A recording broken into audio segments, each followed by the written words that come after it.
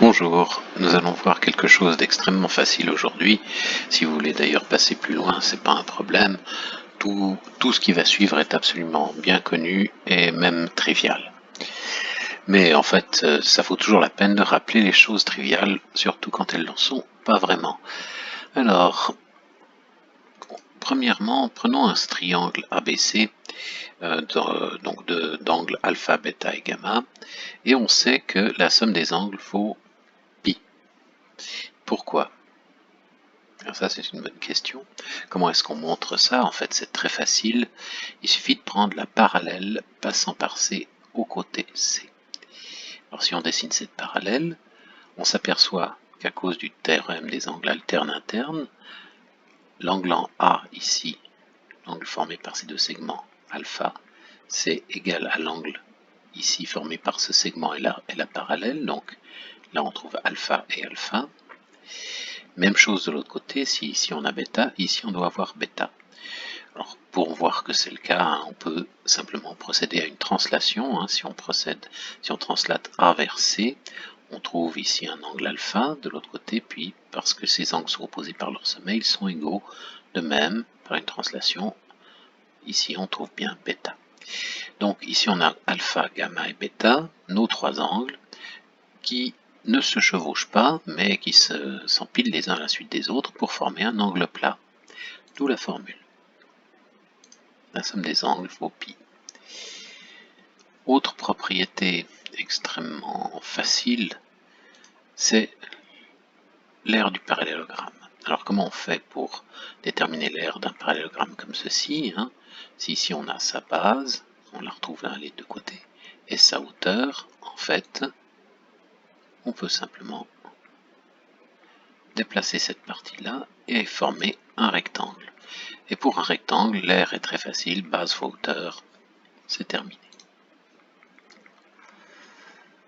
Je mets ça là. Alors, maintenant, une autre propriété très facile. Si je prends un triangle comme ceci, la question est comment calculer son aire. Bon, on sait tous la formule base fois hauteur sur 2. Pourquoi? En fait, il suffit de compléter ce triangle. Je prends une copie de ce triangle, je la déplace à côté, je la recolle bord à bord. Ça nous donne un parallélogramme. De nouveau, par le théorème des angles alternes internes, par exemple, ça montrerait que ces deux droites sont parallèles. Donc, on aurait un parallélogramme dont la hauteur est la hauteur du triangle et dont la base est la base du triangle. Donc, 2 fois l'aire du triangle, c'est l'aire du parallélogramme, donc l'aire du triangle, c'est base fois hauteur sur 2. Et venons-en maintenant à une nouvelle formule, cette fois, celle qui concerne donc cette résolution de triangle quelconque, le théorème de l'aire. Alors si on prend un triangle quelconque, imaginons que je connaisse les côtés A, B et l'angle gamma, comment on fait pour calculer l'aire de ce triangle? Alors c'est désarmant de simplicité. En fait, la hauteur issue de B, on peut la calculer à l'aide de A et gamma. La hauteur, c'est A fois sinus gamma, parce qu'on a un triangle rectangle ici.